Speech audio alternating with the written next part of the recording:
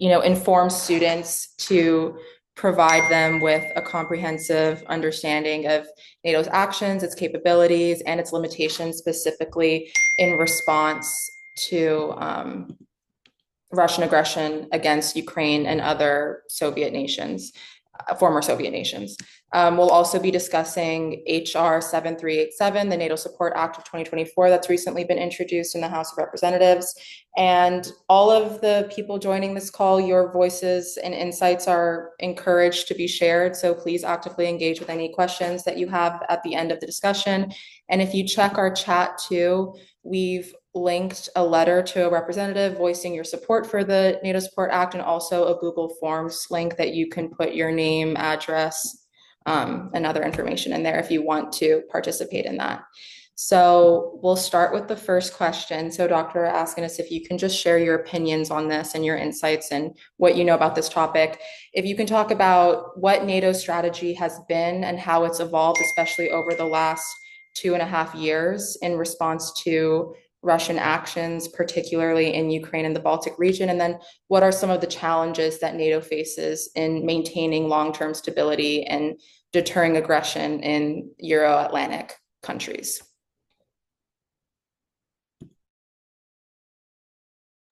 Thank you for having me, and thank you for organizing this.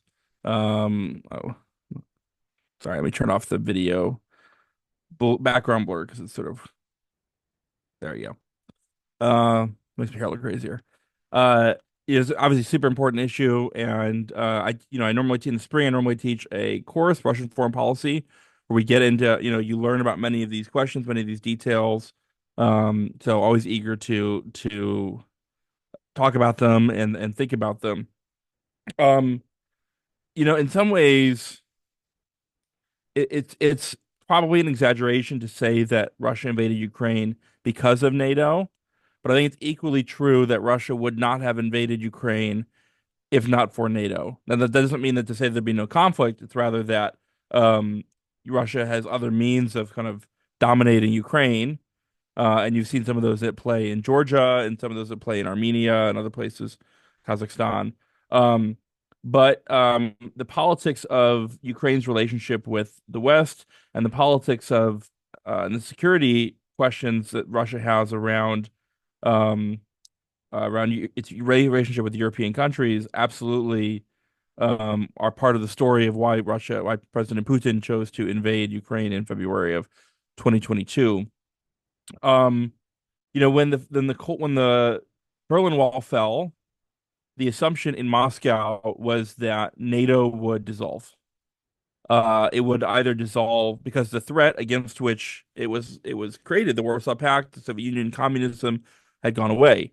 Um, and it was assumed that either it would immediately be dissolved or that it would fall apart. That the disparate interests of France, Germany, the United States in a post-Cold War Europe would create opportunities for Russia to exert influence and differences of interest that would pull NATO apart. That isn't at all what happened. The United States was never that interested. Certainly, senior policy leaders were not interested in dissolving NATO. NATO was an immense tool for U.S. influence in Europe, and the cornerstone from the American position, the United States won the Cold War in Europe, and why would you mess with a good thing? In addition, I think the dynamic that is really underappreciated in the U.S., but is really important for Europe, for understanding the European dimension of this, is that NATO conversations about NATO's post-Cold War world, the technical term we would say is describing the European security architecture of the post-Cold War world. Europe has had more or less formalized agreements among great powers since at least the Treaty of Westphalia and the Congress of Vienna, the League of Nations system, and the Versailles Treaty. Sometimes they fail. When they fail, you get systemic war, like we're seeing. In some ways, the war in Ukraine is of a piece with other wars for when one great power feels particularly dissatisfied with Europe's security architecture. Um, the unappreciated thing is that these questions about NATO are occurring at the same time that the EU is expanding eastward.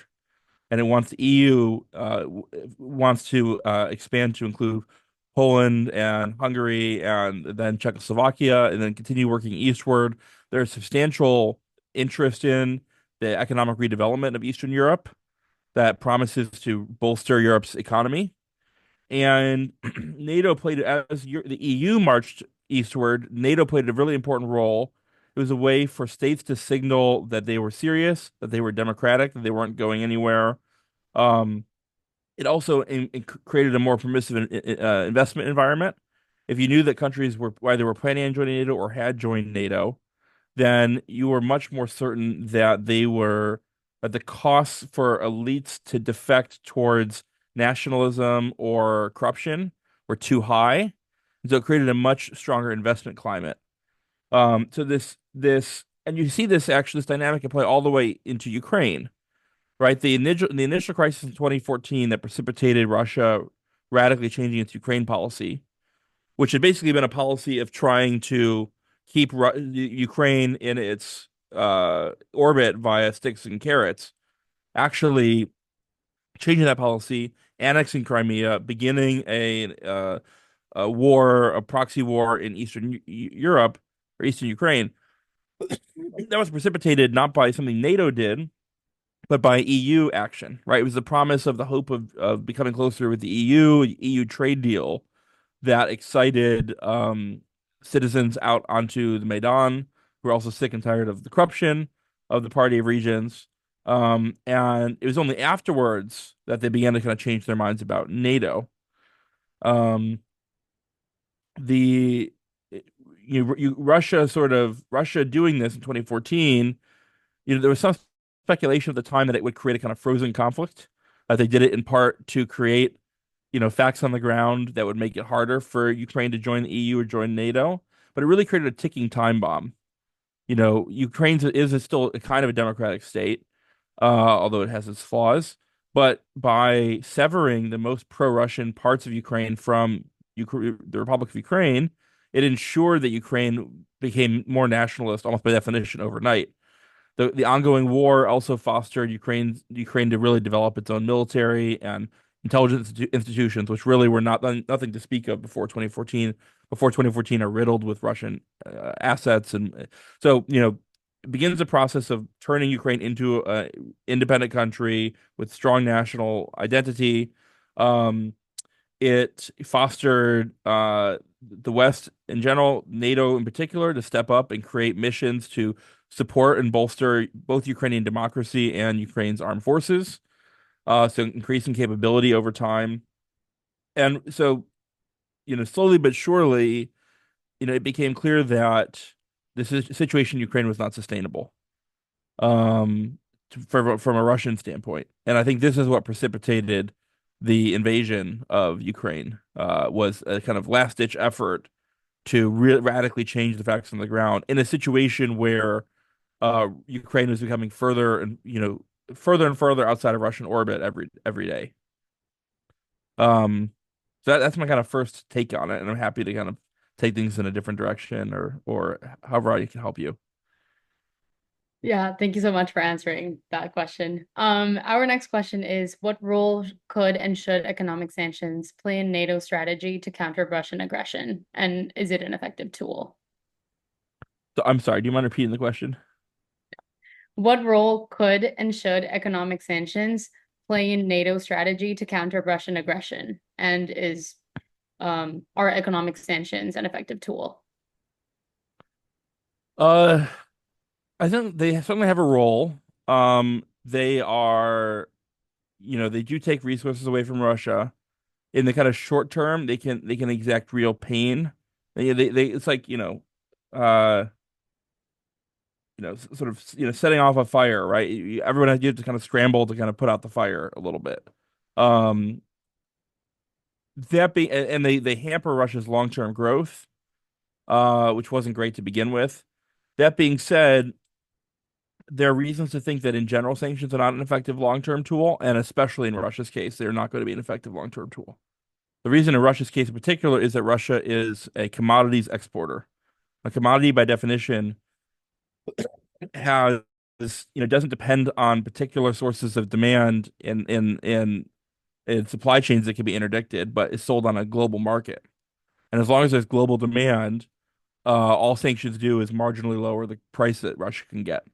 So, the Financial Times estimates that 25% of the world shipping right now is dedicated to Russians avoiding sanctions regimes.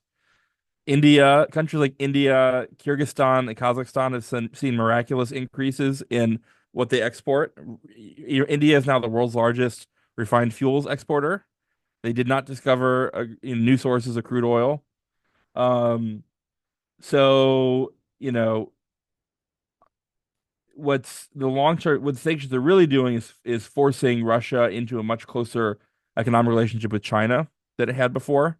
So at a time when China is desperate for new international markets for some of its goods that this the domestic market is totally saturated for, Russia has become a really important international trade partner. So there's a whole bunch of Chinese luxury brands that have no market outside of China, but now you can find in Russia.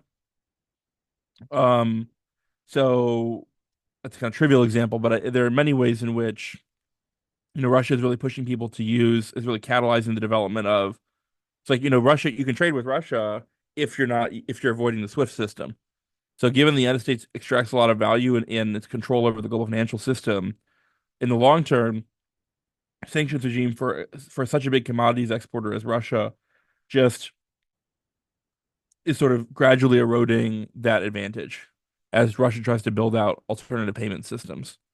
Um, so I do think in the end it can be kind of self-defeating. Yeah. Thank you. That's helpful. And I actually wondered if you could elaborate a little bit on the relationship between Russia and China and how that might be emboldening Russia and kind of the impacts for NATO. Yeah, so Russia and China have had a kind of cooperative relationship for the last, I don't know, 15 years. During the Cold War, after being very close partners at the very beginning, there was what's called the Sino-Soviet split, where they basically became rivals internal to kind of the communist bloc. Um, and that persisted throughout the Cold War, really only began to end in the 1990s. Even then, I think there's low levels of trust. China was an important, but not the most important export market for Russia. China exported a fair amount of kind of like standard, same kinds of things it exports anywhere. Um, China and Russia had a kind of adversarial relationship around the international arms market.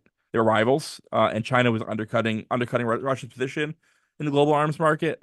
Um, so Russia was very reluctant to cooperate with China on weapons development, and actually, would keep certain things like jet engines and certain anti-aircraft technologies out of Chinese hands. And there's a certain amount of paranoia about China's power in parts of Russia, particularly around Siberia, which is otherwise quite empty and difficult to defend from like the Russian side. What's really been driving cooperation is, the enemy of my enemy is my friend, is really kind of rivalry with the United States. And really, Russia's position in this rivalry is more structural, right? They are compared to their kind of frame of what the status quo should be, which for the Soviet Union. They are not doing well by their lights in the kind of new world. They've recovered as a great economically. They want to be treated as a great power. They want to be treated with respect and sovereignty. China, China's relationship with the U.S. has kind of comes and goes. So back in the 2000s, this is when like Larry Summers writes a book called Chimerica. The U.S. and China have an extremely intertwined financial and economic system to the point where China needs to work with the U.S. more than it wants to partner with Russia against the U.S. That's changed a little bit. There's more appetite and interest in China in partnering with Russia against the U.S., but it's still it's a partnership of convenience still. That being said, Russia had worked, I think, to maintain its independence from China. And I think since 2022, that's kind of gone out the window. So I think Russia has to accept that it will be kind of economically dependent on China for trade, for in the kind of global financial system, as a commodities buyer, as a supplier of armaments and other things. And the Russians would rather be kind of junior partners to the Chinese now than lose to the West. So I think the die has been cast a little bit. Thank you. Kind of following up on that, you were saying the enemy of my enemy is my friend. So how do you think on the counter in terms of like NATO itself, how Russia's relationship with China has kind of affected NATO and inter-NATO relationships, and especially with new members of NATO, like Finland, joined NATO after the Russian invasion of Ukraine. So how do you think that counter to the Russia-China relationship, the United States and the inter-NATO relationships have been affected?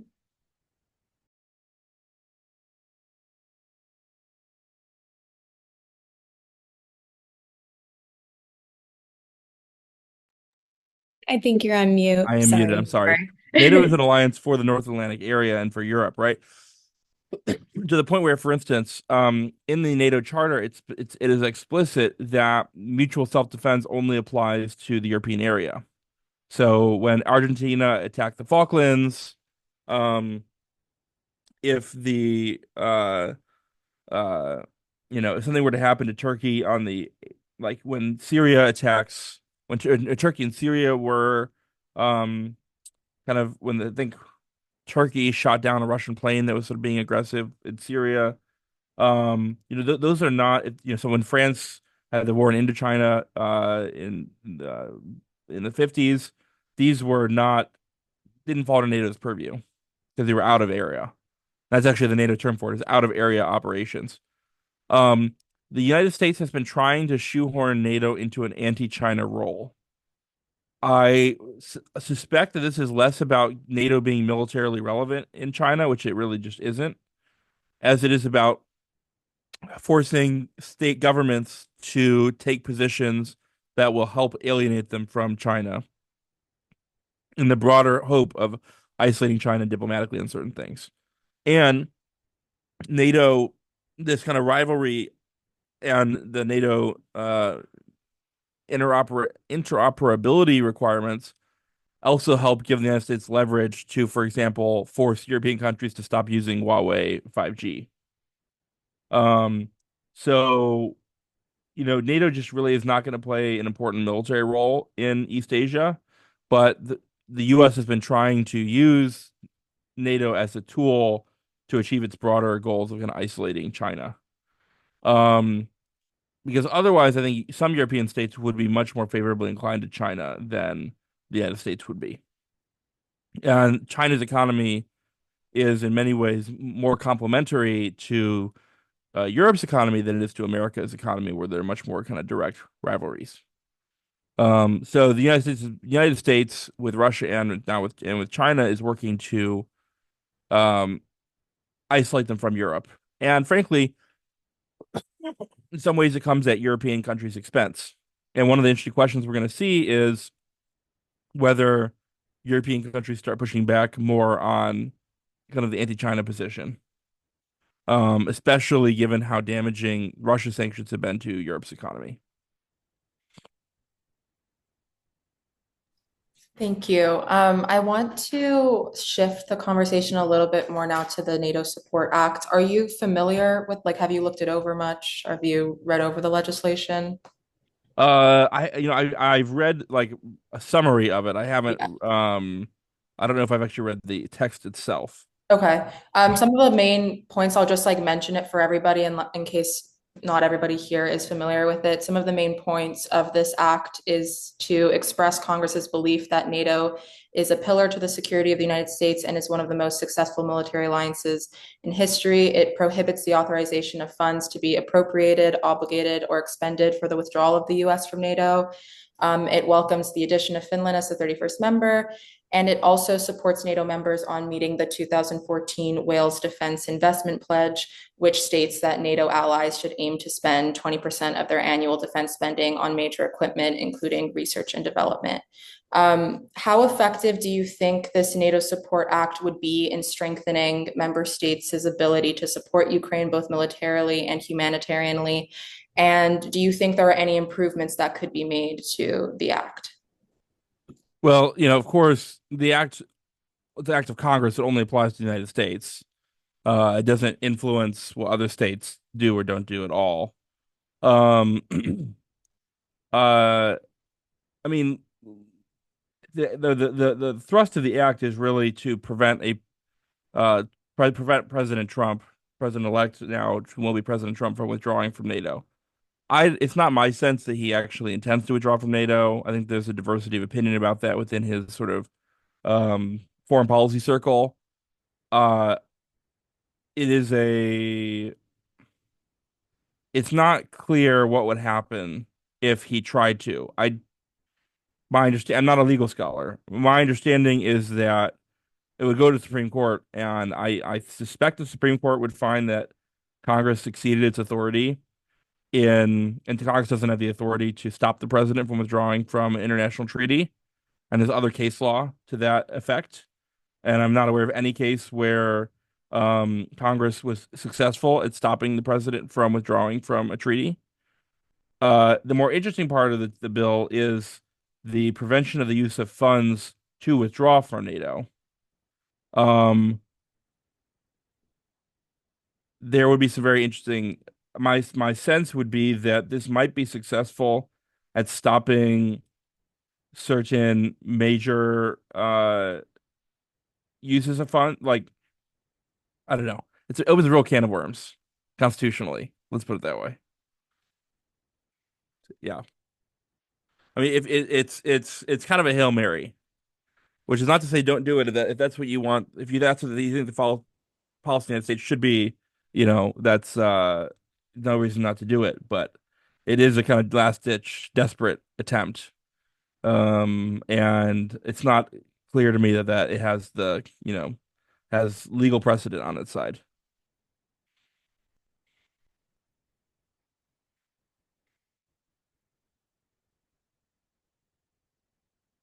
I think you're clear. If you were saying something, you're muted.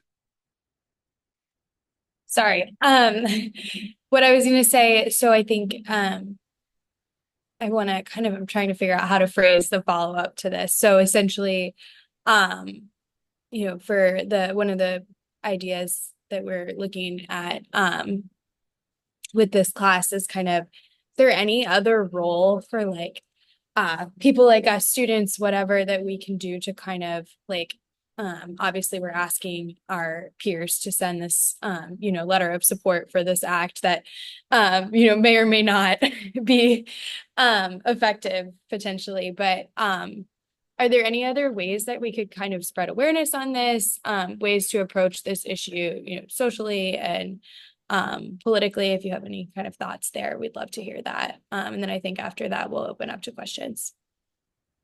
Yeah, it's an interesting question. I mean, almost a necessity foreign policy is the most kind of elite driven part of politics. Much of it belongs to the executive branch.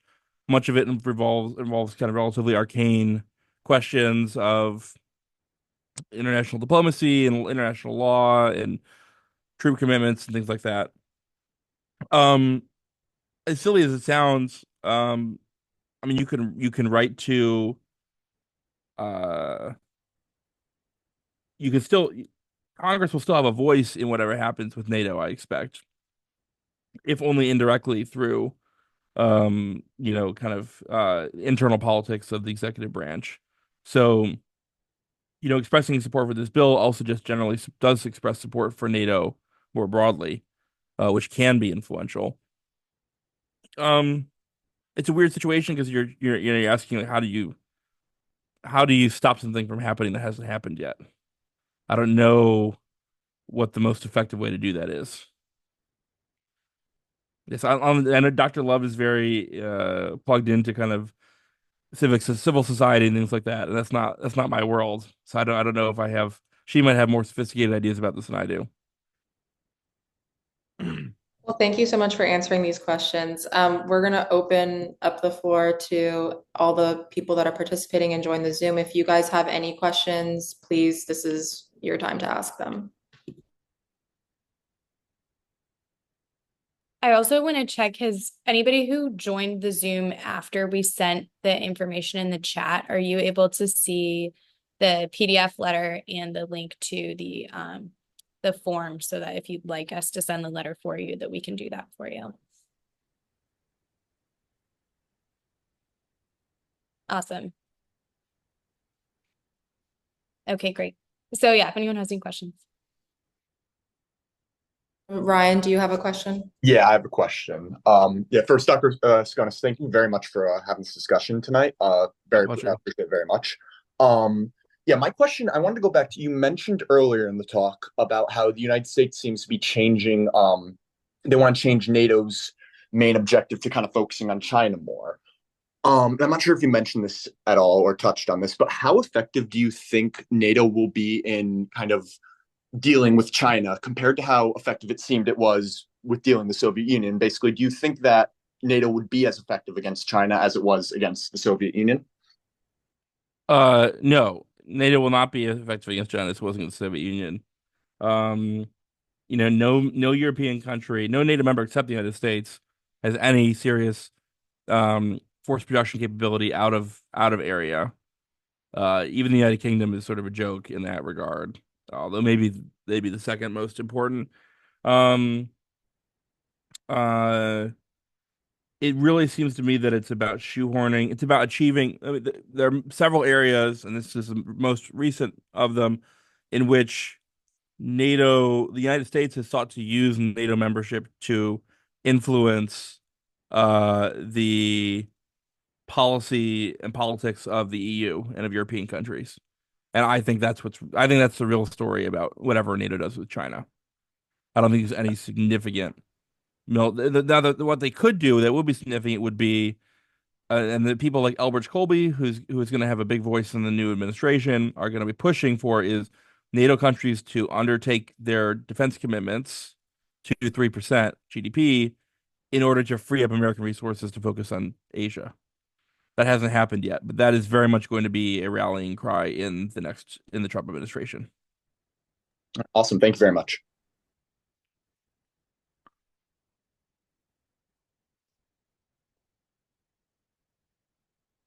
Happy to take any other questions. I will have to go at 4:45, a little bit earlier than we had discussed. That's totally fine. Yeah.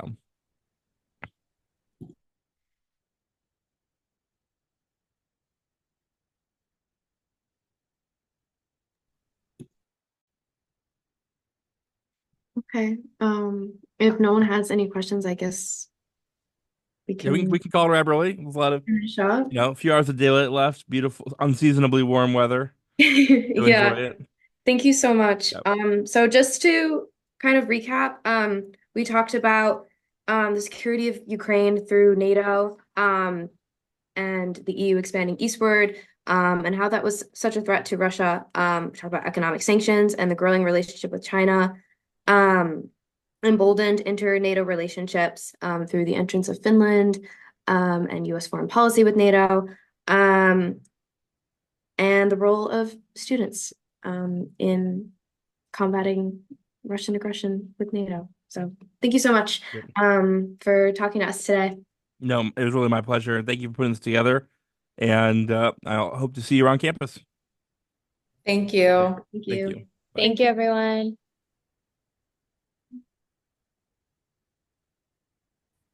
All right. Let me stop recording.